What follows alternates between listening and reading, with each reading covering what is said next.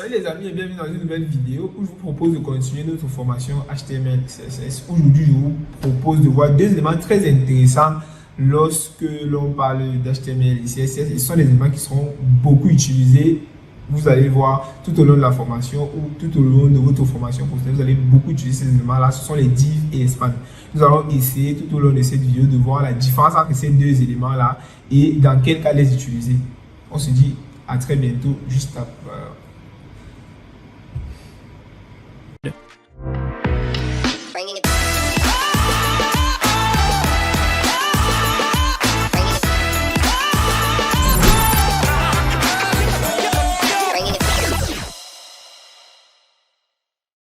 Ok. Les divs en HTML sont des éléments qui sont utilisés pour représenter, en fait, pour grouper des blocs. Pour grouper des blocs d'éléments qui doivent avoir, on va dire, qui doivent avoir un style précis ou un style particulier, si on peut dire. Et on va utiliser principalement les attributs ID et classe pour apporter du style aux éléments qui sont contenus dans une div. Okay. Une div en soi n'a pas de... Une div, elle n'a pas de représentation sémantique. C'est-à-dire, par exemple, lorsqu'on avait des H1, on savait que ce sont les titres de niveau 1. H2, les titres de niveau 2. On savait que lorsqu'on a image, c'est une image qu'on veut charger. Picture, c'est aussi une image. Lorsqu'on a quoi, par exemple, encore? Lorsqu'on a un P, c'est un paragraphe. Lorsqu'on a un div, cela ne renvoie à rien de tout cela. Lorsqu'on aura une div dans notre HTML, c'est tout simplement qu'on veut représenter, qu'on veut grouper un ensemble d'éléments en blocs. Ça veut dire que lorsqu'on aura une div, tout le contenu de cet élément-là va prendre l'entièreté de la largeur de la page et le reste du contenu va aller en dessous. Prenons un exemple. On va créer plusieurs liens que vous puissiez voir. Donc, je vais descendre au fond de ma page et je vais dupliquer ce lien ici. Je vais mettre revenir 1, revenir 2, revenir 3 et revenir 4. On va enregistrer.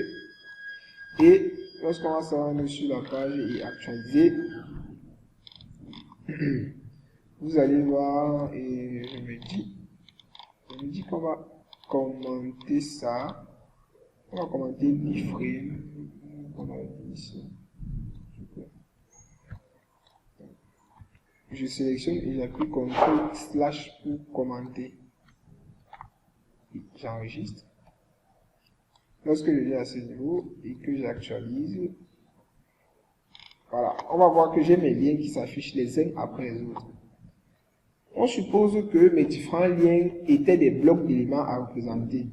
Pour représenter des blocs, on s'est dit qu'on représente un gros bloc d'éléments en utilisant la balise div. Donc, je vais prendre mon élément, comme ceci, histoire d'aller un peu vite. Je maintiens sur Alt pour mettre plusieurs curseurs. Donc, je vais mettre des divs. Voilà.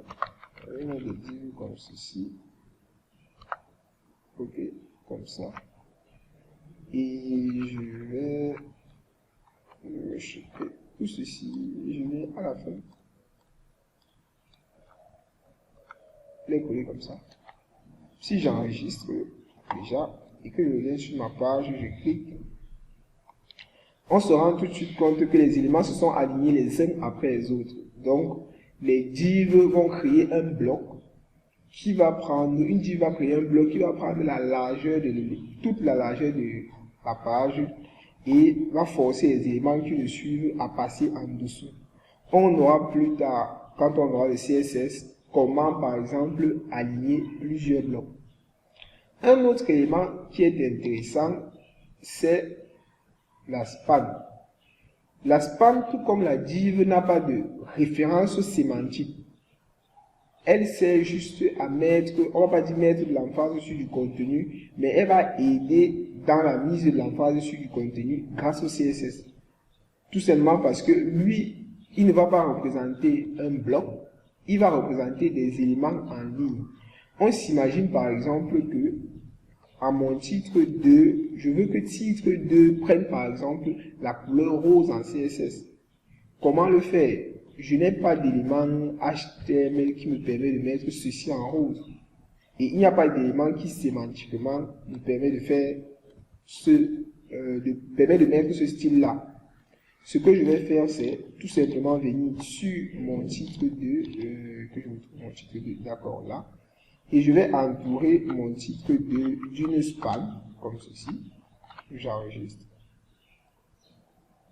Et si j'actualise, vous verrez que mon titre 2, lui, n'a pas changé.